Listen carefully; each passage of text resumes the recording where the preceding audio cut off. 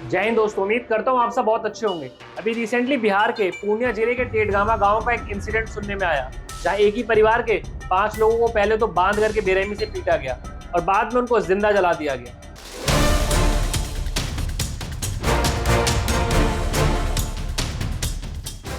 बहुत ही घिनौना कृत्य था, सुन के ही बहुत अजीब सा लगता है, लेकिन इससे भी ज्यादा घिनौना और शॉकिंग वो रीजन था, वो कारण था जिसकी वजह से इन 5 लोगों को जिंदा जला दिया गया।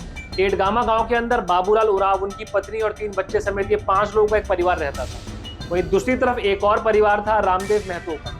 रामदेव महतो के बेटे की कुछ समय से काफी तबीयत खराब चल रही थी। रामदेव महतो और उसके परिवार का ये मानना था कि उसके बेटे का जो खराब स्वास्थ्य है, उसके पीछे का जो कारण है वो बाबूलाल उरांव और उसके परिवार द्वारा कराया गया जादू टोना या फिर कोई टोटका है। कुछ समय के बाद में रामदेव महतो के बेटे की तबीयत और बिगड़ जाती है और फिर उसका देहांत हो जाता है। इसके ठीक बाद में रामदेव महतो पूरे गांव को इकट्ठा करता है और गांव में पंचायत करता है। इस पंचायत के अंदर 3 गांव से लोग आते हैं, लगभग 300 लोग इकट्ठा होते हैं और उस पंचायत के दौरान ये बात होती है कि बाबूलाल उरांव और उनका परिवार गांव के लोगों के ऊपर जादू टोना टोटका कराता है और उनके प्राण ले लेता है। वहां सिर्फ इतना ही नहीं बल्कि ये तक कहा गया कि बाबूलाल उरांव की पत्नी सीता देवी वो एक डायन है। उनका काम लोगों के ऊपर जादू टोना टोटका करा करके उनके प्राण ले लेने का है।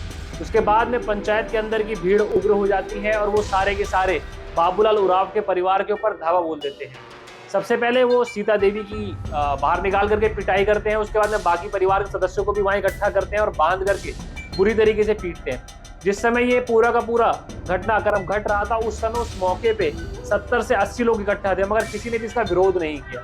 इस परिवार के 5 के 5 सदस्यों को जिंदा जला दिया गया और वहां पर जो भीड़ मौजूद थी वो वहां से फरार हो गई अपने घरों पर ताले मार करके। कुछ समय के बाद प्रशासन को सूचना मिली और देखते देखते पूरे देश के अंदर हड़कंप मच गया। प्रशासन हरकत में आया, गांव में पहुंचे, वहां पे उन लोगों ने काफी ज्यादा छापेमारी करी, मगर लोग वहां से फरार थे।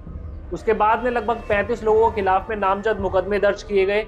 लगभग 100 लोगों के खिलाफ में अज्ञात मुकदमा दर्ज किया गया।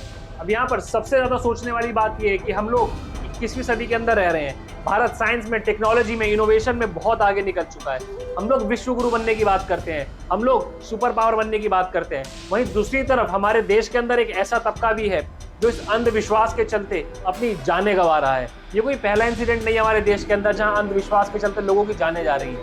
यार, ये समझना बहुत जरूरी है कि आस्था एक अलग विषय है, अंधविश्वास एक अलग विषय है। आस्था रखनी बहुत अच्छी बात है, हम खुद रखते हैं, मैं खुद रखता हूँ, लेकिन अंधविश्वास को आस्था का नाम दे करके लोगों की जानें लेना ये बहुत गलत है। ये एक पहला इंसिडेंट नहीं जहां पर हम देख रहे हैं कि लोगों को मार दिया जा रहा है सिर्फ और सिर्फ अंधविश्वास के चलते। कई ऐसे इंसिडेंट होते हैं जहां पर हम देखते हैं औरतों को चुड़ैल बताया जाता है, ढोंगी पाखंडी साधुओं बाबाओं के पास में ले जाया जाता है, जहां पर उनकी कई बार मौत तक हो जाती है। यार, इस चीज को समझना बहुत जरूरी है। हम लोगों को एजुकेशन की बहुत जरूरत है, अवेयरनेस की बहुत जरूरत है। और सबसे बड़ी बात यह है कि सिर्फ ये पिछड़ा हुआ तबका ही नहीं बल्कि पढ़े लिखे लोग भी आज अंधविश्वास की जड़ों की तरफ बढ़ते चले जा रहे हैं। अंधविश्वास ने अपनी जड़ों को इतनी मजबूती से जकड़ा हुआ है कि सिर्फ पिछड़े लोग ही नहीं बल्कि पढ़े लिखे लोग भी इसका शिकार बनते जा रहे हैं।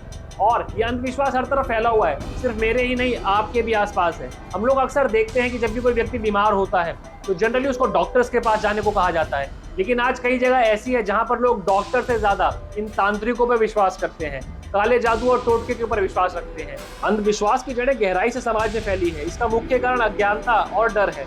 कई बार किसी घटना का कारण जब समझ नहीं आता तो वो लोग किसी अलौकिक शक्ति या पूर्वज की कहानियों पर भरोसा करना शुरू कर देते हैं। इसका यार सबसे बड़ा समाधान ये है शिक्षा और वैज्ञानिक सोच। बच्चों को स्कूल से ही विज्ञान, तर्क और सवाल पूछने की आदत सिखानी होगी। हम लोगों को समझना होगा कि घटना के पीछे कोई वैज्ञानिक कारण होता है। बीमारी का इलाज डॉक्टर से ही होना चाहिए, किसी बाबा या तांत्रिक से नहीं। साथ ही सरकार और सामाजिक संस्थानों को मिलकर ऐसे अंधविश्वास के खिलाफ जागरूकता अभियान चलाने चाहिए।